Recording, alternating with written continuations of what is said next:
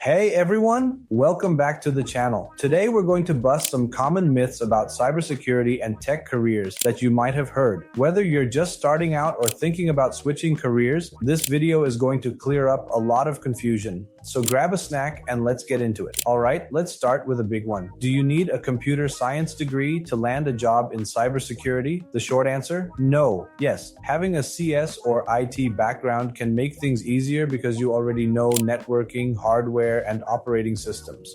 But guess what? Many cybersecurity professionals come from non-tech backgrounds: commerce, mechanical engineering, even arts and biology. What really matters? Your skills. Companies prioritize hands-on experience, certifications, and your ability to solve real problems over just having a degree. So, if you're worried about your background, don't be. Just start learning, practicing, and networking. Another myth people keep worrying about: there are no jobs in cybersecurity anymore. Wrong. Jobs aren't decreasing. Competition is increasing. The demand for skilled cybersecurity professionals is actually going up. But since more people are applying, it seems like there are fewer jobs. The trick is to keep looking, keep upskilling, and don't get discouraged if you don't get hired right away. Trust me, companies are hiring. Just make sure your skills stand out. AI is everywhere now, and I get this question a lot. Will AI replace cybersecurity jobs? Nope, not happening. AI is helping automate tasks, making security analysis faster and more efficient, but it cannot replace human judgment. In fact, AI is creating new cybersecurity jobs like AI security specialists, prompt engineers, and ethical AI auditors. So instead of worrying, why not learn AI tools and stay ahead of the game? This is a tricky one. Cybersecurity is often not considered an entry-level job. Many companies prefer experienced professionals because the role involves securing sensitive data and responding to real-world threats. However, this doesn't mean freshers can't get in. Some companies do hire junior analysts or offer internships.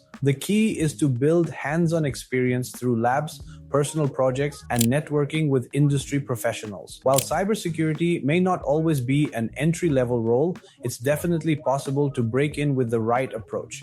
Nope, you don't need to memorize every single command or tool. What you do need is to understand concepts. Let's say you learned SQL injection 5 years ago. You might forget the exact command, but if you understand how it works, you can always look up the syntax when needed. So don't stress over remembering everything. Just focus on mastering the fundamentals. This is a huge misconception. People think you need years of experience to start bug bounty hunting, but the truth is, anyone can start. Yes, it's competitive, and yes, you need to learn first, but there's no official requirement. Just sign up on platforms, study common vulnerabilities, practice on labs, and start hunting. You don't need a degree, just patience and the willingness to learn. Some people believe you must work as a software developer or IT technician before switching to cybersecurity. While having a background in IT or coding helps, it's not the only way in. Many professionals transition from different careers, some even from non-tech jobs. One great approach is to gain experience in roles like IT support, help desk, or software development before moving into cybersecurity. It helps you build foundational knowledge, and hiring managers often prefer candidates with prior IT experience. But if you're committed and willing to learn, you can jump straight into cybersecurity with the right training. Now, this one is tricky. Certifications like CEH, OSCP, or CompTIA Security Plus can boost your chances,